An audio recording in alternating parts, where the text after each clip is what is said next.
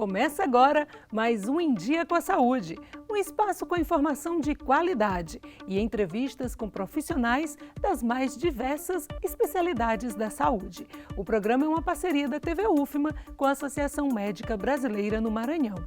O tema de hoje, procedimentos estéticos, riscos na escolha de profissionais não habilitados. Que tal continuar assistindo ao nosso programa e ficar em dia com a saúde?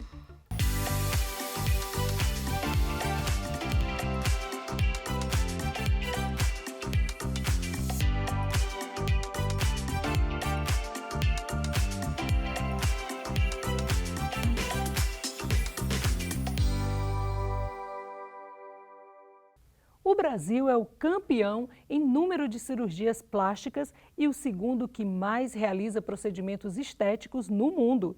Toda essa procura exige uma série de cuidados na busca por um profissional qualificado. Quando isso não ocorre, complicações podem acontecer. E para saber que cuidados são esses, eu converso agora com a cirurgiã plástica Gabriela Valadão. Seja muito bem-vinda ao Em Dia com a Saúde. Bom, obrigada. Primeiro eu queria agradecer ao convite de estar aqui nesse programa, que é um programa que tem uma qualidade muito grande de conteúdos para levar para as pessoas, que são conteúdos esclarecedores. Então, mais uma vez, agradeço ao convite. Obrigada. E para começar, gostaria de perguntar a diferença de procedimentos estéticos para cirurgias plásticas. Bom, isso é um tema muito importante, porque hoje a gente escuta muito falar, isso aqui é procedimento estético, vamos fazer um procedimento estético. E, na verdade, a cirurgia plástica, ela não é só a cirurgia em si, não só o procedimento cirúrgico. Então, hoje a gente engloba tanto procedimentos cosmiátricos, que são botox, preenchimento, a famosa harmonização facial, quanto procedimentos cirúrgicos, tanto estéticos quanto reparadores também. Mas quem realiza todos esses procedimentos listados, no caso, é o profissional habilitado, é um cirurgião plástico. Tem uma diferença na procura do profissional, de quem trabalha exclusivamente com estética, uma questão mais simplificada, digamos assim, e uma coisa mais abrangente? Na verdade, de acordo com o Conselho Federal de Medicina, apenas os dermatologistas e cirurgiões plásticos que podem estar exercendo essa parte estética cosmiátrica, que é o quê? Toxina botulínica, preenchedores, fazer a parte da harmonização facial, E em casos de cirurgia plástica mesmo, apenas o cirurgião plástico pode estar atuando, tanto na parte estética quanto na parte reparadora, atendimento de pacientes queimados, atendimentos de feridas complexas, reconstrução de feridas complexas, tudo isso é realizado pela cirurgia plástica.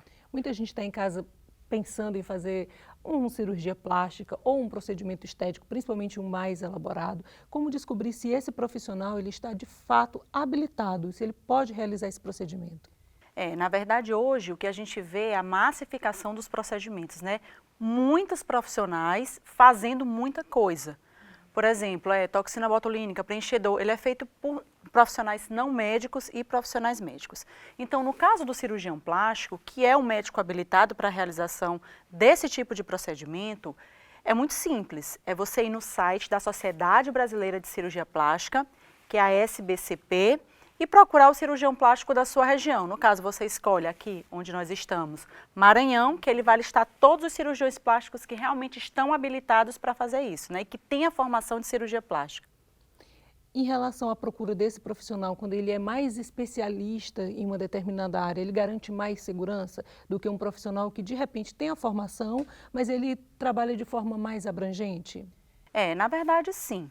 O que acontece? Por exemplo, eu atuo nessa área de cosmiatria, que é colocação de botox, preenchedores, harmonização facial. E assim, além da residência médica, dos 3 anos da cirurgia plástica, mais os 2 anos de cirurgia geral, eu ainda passei 1 ano no Hospital Albert Einstein só fazendo essa parte da cosmiatria. Então, a gente tem uma formação geral, mas obviamente que quando você procura se especializar, se subespecializar ainda mais nessa área, você com certeza tem uma habilitação melhor para a realização do procedimento. Doutor, o Brasil é um campeão em número de procedimentos estéticos, em número de cirurgias plásticas. Essas cirurgias, geralmente, elas acontecem por uma questão de vaidade, as pessoas estão querendo melhorar, digamos assim, o corpo, ou, de repente, é em decorrência do número de acidentes. Por que nós somos o campeão? Essa procura pela estética no Brasil ainda é muito grande, né? Para a melhora da autoestima de uma forma geral. Às vezes, as mulheres nos procuram não só pela estética pura, vamos dizer, porque eu tô... Não, na verdade está passando por algum problema pessoal e que busca aquilo para melhora não só da autoestima, mas não só também do corpo de uma forma geral, mas de uma forma mental também. Melhorar a cabeça, melhorar o psicológico. Isso ainda a procura é muito grande. Porém, hoje, por exemplo, com o grande número de pacientes obesos que nós temos aqui no Brasil, também a obesidade no Brasil tem um número muito grande, esses pacientes passam pela cirurgia bariátrica e sofrem esse processo de emagrecimento. Então, hoje, isso é considerado uma cirurgia reparadora e não uma cirurgia puramente estética. Então, são pacientes que evoluem com esse excesso de pele e que, posteriormente, querem corrigir isso. Então, isso se caracteriza como uma cirurgia reparadora. Então, esse número de pacientes também vem crescendo muito, né? Além dos acidentes, pacientes queimados, pacientes com tratamento de feridas crônicas para fazer a reconstrução. Então, acho que por isso o Brasil, hoje, eu posso dizer que os cirurgiões plásticos, né, brasileiros, hoje eles estão no topo do mundo. Não só pelo volume, né, pela quantidade de pacientes, mas pelo trabalho que a gente apresenta também. Em relação à cirurgia bariátrica, né, há todo um acompanhamento desse paciente antes da realização da cirurgia. Ele deve continuar esse acompanhamento também pós-cirúrgico? Eu pergunto porque muitas pessoas podem querer estar pensando em realizar uma cirurgia estética, reparadora, e depois acaba engordando novamente. Esse acompanhamento ele tem que ser contínuo? Isso. Desde o início, né, do tratamento, antes da cirurgia bariátrica, já existe um acompanhamento psicológico, nutricional, endocrinológico e que se estende para o pós-operatório antes do início da cirurgia reparadora. Ou seja, nós temos uma equipe multidisciplinar que vai atender esse paciente, dar esse suporte. Mas é como eu sempre digo para esses pacientes, é preciso que eles mudem a cabeça e mudem os hábitos de vida para que a cirurgia reparadora possa ser feita, né? Para que não tenha essa reengorda. A gente sempre fala que a reparadora é a cereja do bolo, então o paciente vem de uma obesidade, passa por um processo de emagrecimento, isso gera flacidez e a gente vem para dar a lapidada, né? Dar aquele trabalho final. Então, para isso, o paciente ele tem que estar disposto a manter essa perda de peso e mudar os hábitos de vida. Então, toda essa equipe multidisciplinar ela tem que estar presente e perdurar. Falando de cirurgia reparadora, mas já em outro contexto, quando ela é realizada por um profissional não habilitado, deixa sequelas, uma cirurgia anterior, quando ela precisa, esse paciente precisa de uma cirurgia reparadora, é possível reverter tudo, reverter mais ou menos? Queria que a senhora falasse um pouquinho, principalmente sobre a necessidade de procurar um profissional habilitado. Esse ponto é extremamente importante, porque o que acontece? Hoje nós temos operado bastante sequelas, né, de complicações de profissionais que têm feito os procedimentos e que, na verdade, não sabem resolver a complicação. Então, eu acho que o nosso diferencial não está só na qualidade do serviço, mas você ter um preparo para resolver a complicação, porque qualquer profissional, ele pode passar por isso, né? Qualquer cirurgia, ela pode complicar. Isso vem da cirurgia. Óbvio que para um profissional qualificado, o índice de complicação é muito menor, mas que saibamos resolver. Então, quem faz tem que estar apto a resolver a complicação. Então, quando esses pacientes chegam para a gente, na verdade, a gente precisa de uma avaliação muito minuciosa, porque existem sequelas muito graves, que às vezes são irreversíveis, né? Então, a gente precisa avaliar minuciosamente esse paciente e outra. Todo paciente que a gente diz assim, que já passou por um primeiro procedimento, o segundo procedimento ele se torna muito mais complexo e difícil. Né? Então, do que você pegar um paciente que não fez nada. Então, tudo vai depender do grau de sequela que foi causado a esse paciente. Muitas das vezes, nós conseguimos não resolver 100%, mas melhorar bastante. Algumas vezes resolver 100%, mas o grau de complexidade é quem vai tatear, né, esse resultado final. Em relação a procedimentos estéticos, né, tem sido cada vez mais comum o uso de harmonização facial, muita gente procurando, mas tem riscos também, né? Se não procurar alguém habilitado? Na verdade, esses procedimentos, eles são procedimentos invasivos, né? Você vai pegar uma agulha, você vai furar um rosto de um paciente, você vai injetar uma substância no rosto de um paciente. Então, tudo isso sim pode causar complicações. Inclusive, não só complicações em termos de infecção, não. Hoje a gente vê muita gente deformada, né? Então, isso acaba que a gente chama... que é a síndrome da face inflada. Então, muitas pessoas, né, muitos profissionais preenchem muito o paciente e está ficando aquela coisa caricata, todo mundo com o lábio muito grande, o queixo muito projetado, a maçã do rosto muito projetada. Então, tudo isso a gente pode considerar que seja uma complicação, né, tenha um determinado grau de complicação. Então, quando a gente avalia um paciente para fazer tratamento facial, por exemplo, eu que venho da cirurgia plástica, então já tenho uma ideia de beleza, já tenho uma ideia de simetria, ou seja, uma ideia do que esse paciente pode comportar, de como a gente vai melhorar e não modificar a face desse paciente. Então, tudo isso precisa ser estudado. Então, profissionais não habilitados, às vezes, injetam muita coisa, muita substância, e que acaba deformando o rosto do paciente. E não só a quantidade de produto, mas também o tipo de produto, né? A qualidade desse produto. PMA, né? Muitas vezes acaba sendo utilizado para, podemos dizer, baratear o uso de um produto mais adequado? Claro, com certeza. Então, hoje, o que acontece? Esses produtos de qualidade, ele tem um determinado custo. Então, quando a gente utiliza produtos que não tem, por exemplo, tem uma indicação, PMMA é um exemplo, né? A indicação do PMMA hoje é muito para paciente HIV positivo, que já tem uma atrofia desse rosto. Nós, como cirurgiões plásticos, não indicamos a utilização disso. Por quê? Porque é uma substância que é inabsorvível. Então, tudo que o corpo não absorve pode ter uma reação de corpo estranho no futuro, né? Então, a gente precisa ter muito cuidado com o produto utilizado, com a qualidade desse produto, observar o profissional, observar o que está sendo usado, a forma que está sendo usado, se é em um ambiente que tem qualificação, se o produto é estéril, se não é, como é que está sendo feito, tudo isso precisa ser observado antes de ser feita a realização desse tipo de procedimento. Muita informação de qualidade, nós vamos para um intervalo, é rapidinho, é só o tempo de você avisar um amigo, uma amiga, para assistir o Em Dia com a Saúde. A gente volta já já.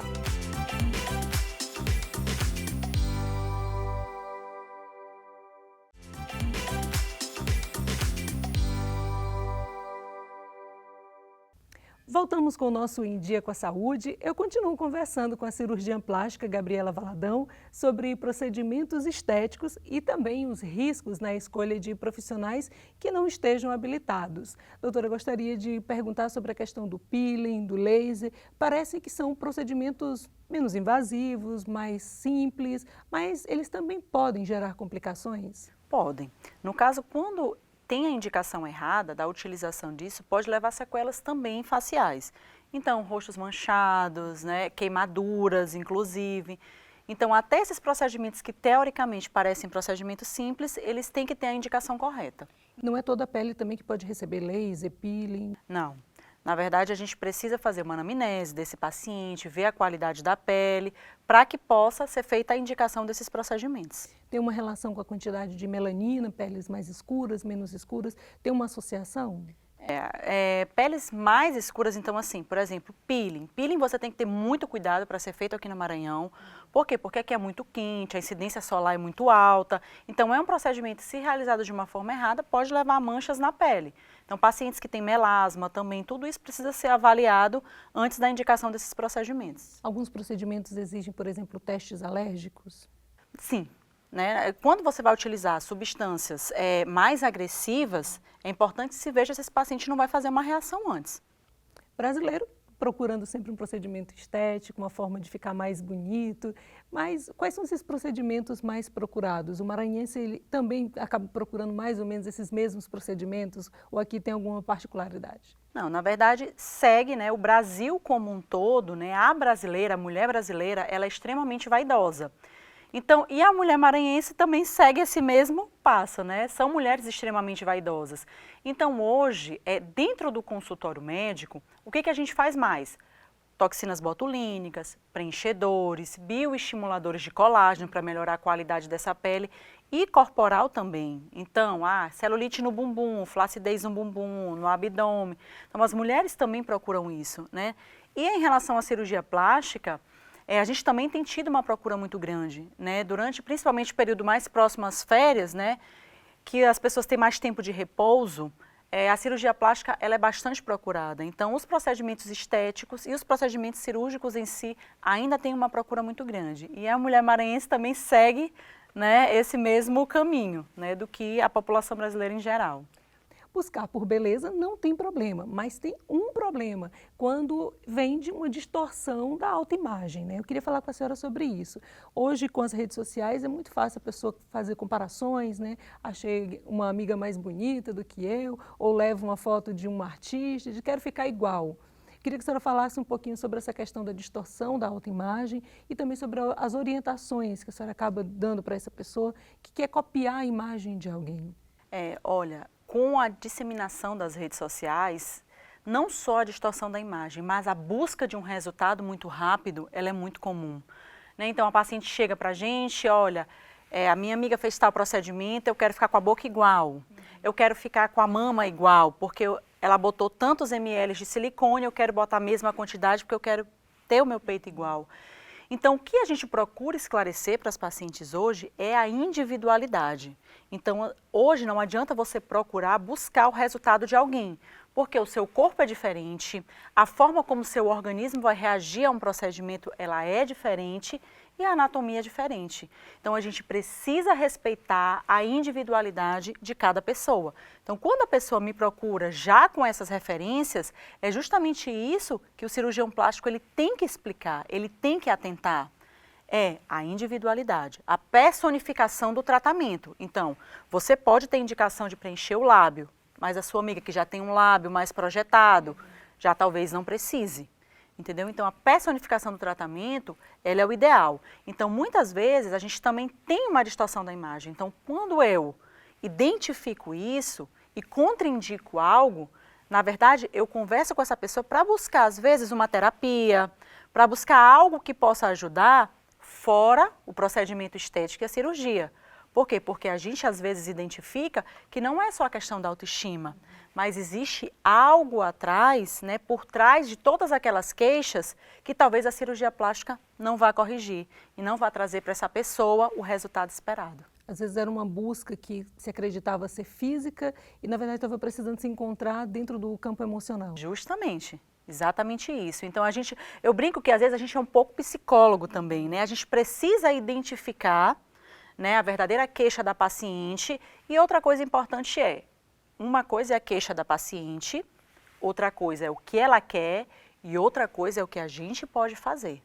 Então, para que se obtenha um resultado de sucesso, isso tudo tem que estar conectado, né? Tem que estar muito bem ajustado, porque às vezes ela quer algo que eu não posso levar e nem dar como resultado. E encontrar também um profissional ético, né, que seja capaz de fazer a devida orientação, né, porque o profissional acaba deixando, digamos assim, de realizar um procedimento se ele simplesmente fizer a orientação correta, né, que é o certo. Justamente. Né? Então é preciso também buscar a ética profissional. Isso hoje, às vezes você dizer não para um paciente vai ser mais importante do que você atuar de forma invasiva. Justamente isso, a gente precisa saber e ter esse equilíbrio, tanto o equilíbrio emocional, quanto o equilíbrio físico, saber que essa paciente não está no ponto de operar, poxa, você precisa fazer uma atividade física, precisa emagrecer. Por quê? Porque às vezes ela busca um resultado que ainda não é o ponto certo para ser feito. Então a gente precisa orientar a paciente dessa forma. E sobre a questão das próteses de silicone, durante muito tempo, elas acabaram chamando mais atenção. Hoje parece que menos, parece que as pessoas estão aceitando um pouco mais o corpo de maneira natural. E além disso, eu queria que a senhora falasse um pouquinho sobre uma outra questão que muitas vezes está associada à prótese de silicone, que é a doença do silicone. Ele necessariamente tende a acontecer ou depende da especificidade de cada corpo? O que acontece? A doença do silicone, ela se disseminou de uma forma talvez não tão correta, né? Porque hoje a gente vê que as pacientes, elas têm um pouco mais de resistência, né, a colocar a prótese. Só que o resultado da prótese de silicone em relação a não colocação de prótese, ela precisa ser pesada. Então, o que eu sempre explico para a paciente? Comparativo de resultados, né? O que uma prótese pode trazer, o que não pode. A longo prazo, hoje a tecnologia dessas próteses é uma tecnologia muito avançada, então não existe mais aquela obrigatoriedade de tem que trocar a prótese a cada 10 anos. Antes era assim, hoje isso não existe mais. E essa doença do silicone, ela geralmente, o que foi feito, né? O que se sabe hoje? Que ela pode acontecer, mas geralmente em pacientes que já têm alguma doença que leva à imunidade mais baixa, uma doença imunossupressora, uma doença reumatológica, né? Uma paciente que tem já uma doença que realmente já tem uma baixa de imunidade. E essas pacientes também não têm contraindicação se essa doença tiver o quê? Tiver estabilizada, né? Então a gente sempre pede um parecer de outros profissionais que vêm acompanhando essas pacientes para ver se elas têm condições ou não de fazer. Então não é um tratamento apenas da cirurgia plástica, né? A gente vê que a gente envolve uma equipe multidisciplinar para a indicação de uma cirurgia. Todos os profissionais que já passaram por aqui recomendaram a atividade física, dizendo que ela é ótima para tudo, mas ela é ótima também para evitar que um procedimento estético seja feito de maneira mais cedo, né? Dá para deixar mais para o futuro, se de repente a pele estiver melhor, se a musculatura estiver melhor. Também a atividade física é boa para isso? Atividade física é boa para tudo nessa vida, né? Então, assim, até os pacientes que querem operar, eles precisam fazer atividade física antes da cirurgia. Até porque o resultado é melhor e é um paciente que vai passar, por exemplo, por um procedimento cirúrgico. Você tem o seu cardiopulmonar muito melhor, né? Para quê? Para aguentar aquele tempo anestésico de uma forma tranquila. Então, a atividade física é importante para tudo. Essa questão da atividade física atrasar um pouquinho a cirurgia plástica vai depender da queixa da paciente. Por exemplo, mulheres que têm filho, amamentam, que têm uma apitose, né, que tem uma queda dessa mama, a atividade física não retarda. Mas ela vai fazer o quê? Ela vai fortalecer essa musculatura do músculo peitoral, que é super importante para a gente na cirurgia. Então, a atividade física, além dela preparar o paciente para a cirurgia, ela melhora a qualidade de vida, né, e melhora o cardiopulmonar, melhora o paciente todo de forma sistêmica. E melhora também o desempenho no pós-operatório, processo de cicatrização, tudo isso influencia. Mais uma vantagem da atividade física. Doutora, estamos chegando ao fim do Em Dia com a Saúde, muita informação de qualidade, mas eu gostaria de perguntar para a senhora se a senhora tem mais alguma coisa a acrescentar para quem está assistindo o nosso programa em casa. Bom, então eu acho assim, todas as pautas que a gente abordou aqui são extremamente importantes. Né? Para quê? Para a busca de um profissional qualificado. É importante que você vá entregar seu corpo, entregar seu rosto para alguém que você tenha confiança, que tenha a qualificação correta e que possa resolver qualquer tipo de complicação que vá acontecer. Então eu acho que aqui é a mensagem mais importante que eu tenho para deixar para vocês. Não é o valor em si, mas a qualificação desse profissional, para que tudo corra da forma esperada. Até porque o nosso corpo não tem preço, o nosso bem mais valioso. Nosso bem mais valioso. Obrigada pela sua presença aqui no Em Dia com a Saúde. Eu é que agradeço a participação e fico à disposição para qualquer questionamento. O Em Dia com a Saúde de hoje fica por aqui. Lembrando que você pode mandar dúvidas ou sugestões para o endereço que aparece aqui, ó, na sua tela. E a gente volta no próximo programa com mais um tema que vai deixar você em dia com a saúde. Até lá!